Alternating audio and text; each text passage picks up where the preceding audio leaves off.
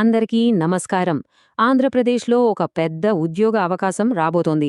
ఈ విశ్లేషణలో అసలు ఈ గ్రామ, వార్డు సచివాలయం ఉద్యోగాల సంగతేంటో, ఎన్ని ఖాళీలున్నాయి, ఎలా ప్రిపేర్ అవ్వాలి, ఇలాంటి పూర్తి వివరాలు చూద్దాం. ఇక ఆలస్యం చేయకుండా నేరుగా విషయంలోకి వెళ్ళిపోదాం. ముందుగా అందరి దృష్టిని ఆకర్షిస్తున్న ఆ సంఖ్య ఏంటో చూద్దాం. ఏకంగా 26,000.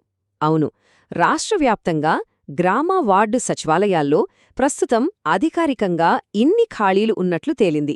26,000. ఇది మామూలు విషయం కాదు.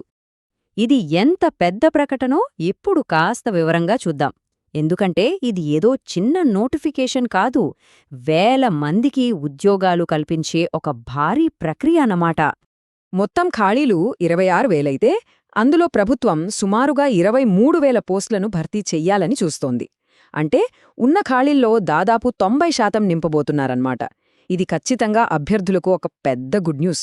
అంటే నియామక ప్రక్రియ చాలా పెద్ద ఎత్తున జరగబోతోందని అర్థం చేసుకోవాలి. అయితే ఇక్కడ ఒక ముఖ్యమైన ప్రశ్న వస్తుంది. అసలీ నంబర్స్ ఎంతవరకు నిజం? ఈ సమాచారం ఎక్కడ్నుంచి వచ్చింది? ఇది తెలుసుకోవడం చాలా ముఖ్యం.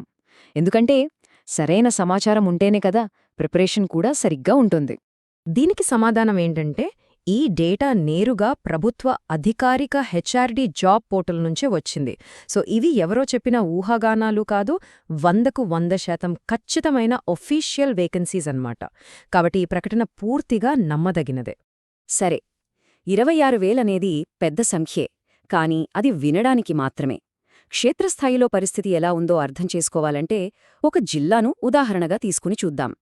అప్పుడు మనకు ఒక స్పష్టమైన ఐడియా వస్తుంది. ఉదాహరణకి పుట్టపర్తి జిల్లా డేటాను చూద్దాం. ఇక్కడ చూడండి, వార్డు సచివాలయాలు, గ్రామ సచివాలయాలు అని విడివిడిగా ఇచ్చారు.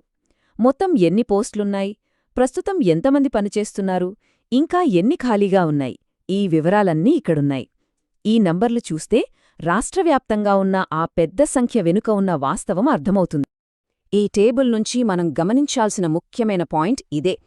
కేవలం ఒక్క పుట్టపర్తి జిల్లాలోని గ్రామ సచివాలయాల్లోనే 800కి పైగా ఖాళీలున్నాయి.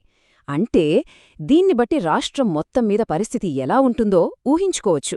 ఇది నిజంగా చాలా పెద్ద అవకాశం. సరే, ఖాళీల సంఖ్య గురించి ఒక ఐడియా వచ్చింది.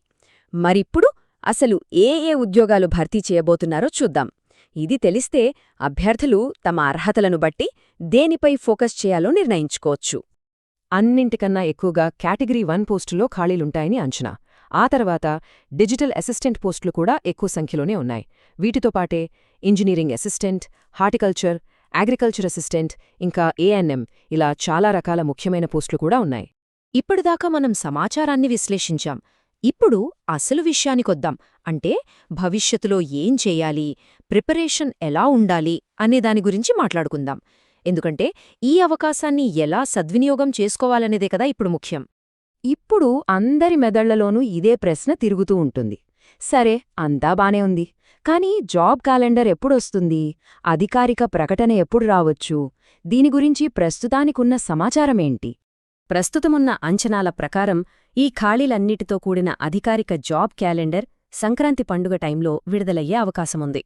అంటే ప్రిపరేషన్ మొదలుపెట్టడానికి అస్సలు ఆలస్యం చెయ్యకూడదన్నమాట. ఇదే సరైన సమయం. మరి ఇంత పెద్ద అవకాశాన్ని అందుకోవాలంటే ఎలా ప్రిపేర్ అవ్వాలి? ఇక్కడ నిపుణులిచ్చే సలహా ఏంటంటే, కేవలం ఈ సచివాలయం పోస్టుల కోసమే అని కాకుండా ఏకంగా గ్రూప్ 2 స్థాయికి ప్రిపేర్ అవ్వడం చాలా మంచిది.